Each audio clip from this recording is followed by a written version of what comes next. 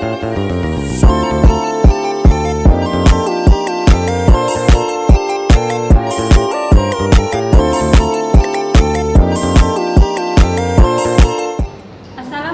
warahmatullahi wabarakatuh. Nama saya Fitriani Nasution IPD. Saya berasal dari kampus Institut Jamiah Mahmudiyah Langkat dan saya akan menyampaikan materi tentang komunikasi organisasi. Terima kasih. Assalamualaikum warahmatullahi wabarakatuh.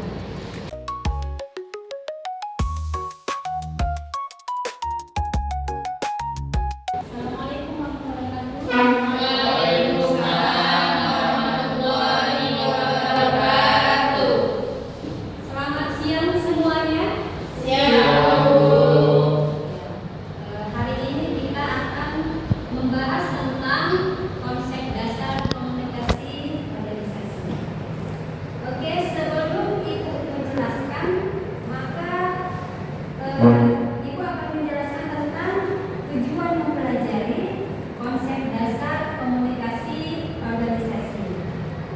Yang pertama adalah mahasiswa mampu menjelaskan pengertian konsep dasar komunikasi organisasi. Kemudian tujuan kedua adalah mahasiswa mampu menjelaskan fungsi komunikasi organisasi. Yang ketiga, mahasiswa mampu menjelaskan hambatan-hambatan komunikasi dalam organisasi. Oke, sebelum kita bahas, saya akan memberikan sebuah pertanyaan kepada mahasiswa semuanya. Apa itu komunikasi? Siapa yang tahu apa itu komunikasi? Silakan. Boleh satu orang. Apa itu komunikasi? Kalau menurut saya komunikasi itu kayak pertukaran pesan. Ya. Oke, siapa lagi? Jadi komunikasi itu saling adu pembicaraan itu antara interaksi antara satu dan dua. Ada pertukaran pesan antara yang satu dengan yang lainnya. Oke, sekarang kita bahas ya komunikasi. Jadi komunikasi atau communication berasal dari bahasa Latin communis yang berarti sama. Ya. Communico, communication atau komunicar yang berarti komunikasi dapat terjadi apabila ada kesamaan antara penyampaian pesan dan orang yang menerima pesan. Maksud sama sini apa? Artinya pesan yang disampaikan oleh pengirim itu tersampaikan oleh yang menerima pesan. Misal disampaikan A, sampai kepada penerima pesan A tidak B, itu berarti sama. Pesan yang diterima sama. Sehingga komunikasi itu bergantung pada kemampuan kita untuk dapat memahami satu dengan yang lain. Jika ada kesalahpahaman dalam komunikasi, apa terjadi?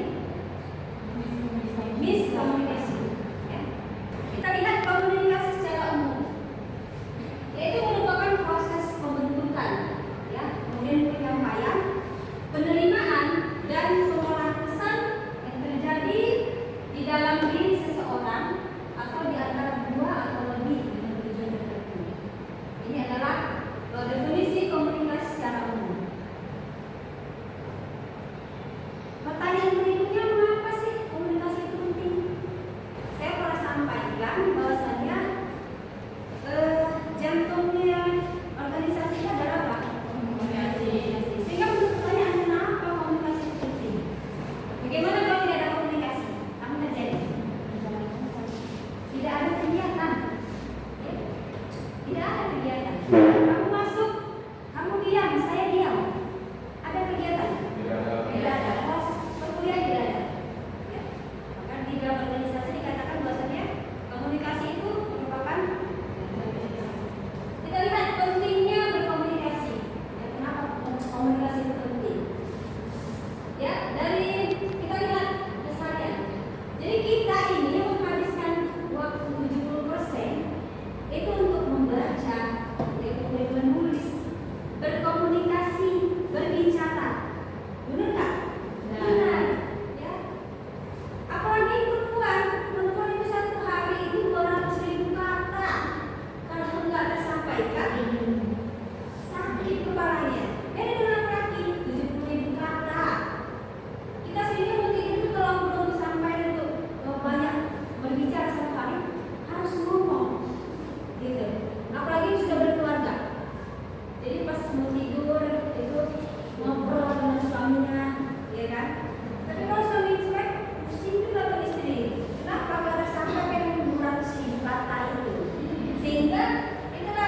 namanya dikatakan setiap kita itu seharinya itu 70% menghabiskan waktu untuk berkomunikasi, berbicara, menulis, ya, mendengar.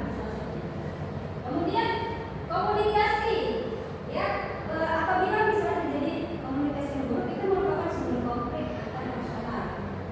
Artinya jika tidak ada komunikasi yang baik, jika tidak ada komunikasi yang baik dalam organisasi itu juga merupakan sumber konflik.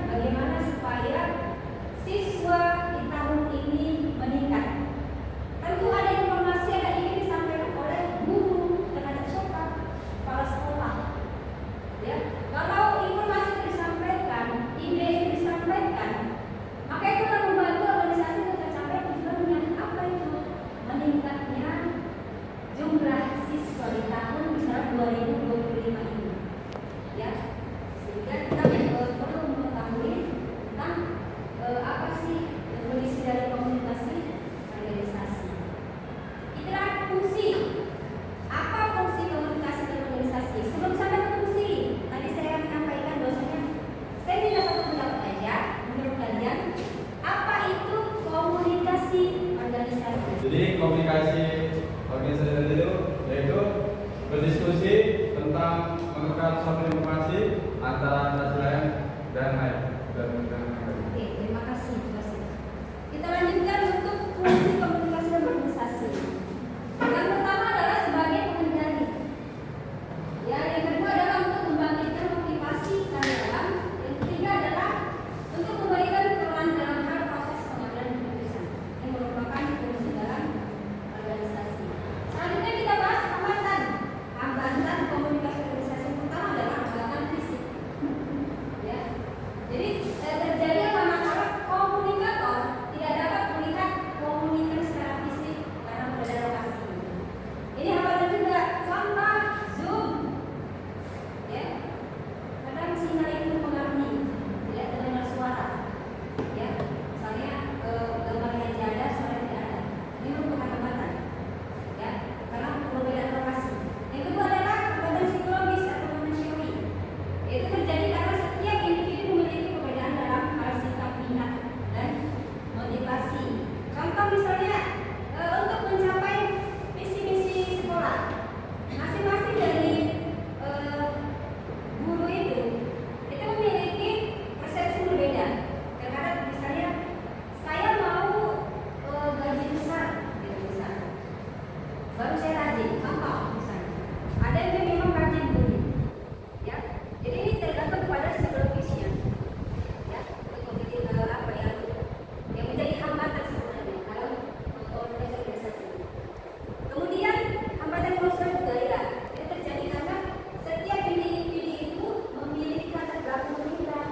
Ya, ini merupakan hambatan. Contoh di Papua, bagaimana keadaan sosial budaya mereka dengan kita. Ya, dan di Indonesia itu juga sama begitu. Kemudian hambatan yang kedua adalah linguistik, yaitu hambatan dalam berbahasa. Ya, memang kita bahasa Inggris kita tidak pandai. Itu hambatan. Dia berbicara apa dia tidak paham. Itu bukan hambatan. Kemudian hambatan teknis yang terjadi ketika seseorang itu sebagai komunikator menggunakan teknologi untuk mengirim pesan. Ya, jika komunikasi itu tidak paham, tidak sampai, misalnya dikirim ke email, tapi buka-buka ada komunikasi tidak sampai. Itu hambatan juga dalam hal komunikasi. Ya. Yang keenam adalah hambatan global. Arti informasinya itu sangat banyak sehingga kita sulit untuk menyerap informasinya. Sangatlah informasi yang didapatkan dari mana begitu. Jadi hambatan global. Yang ketujuh adalah hambatan literasi digital, yaitu hambatan pengetahuan percakapan untuk menggunakan media digital.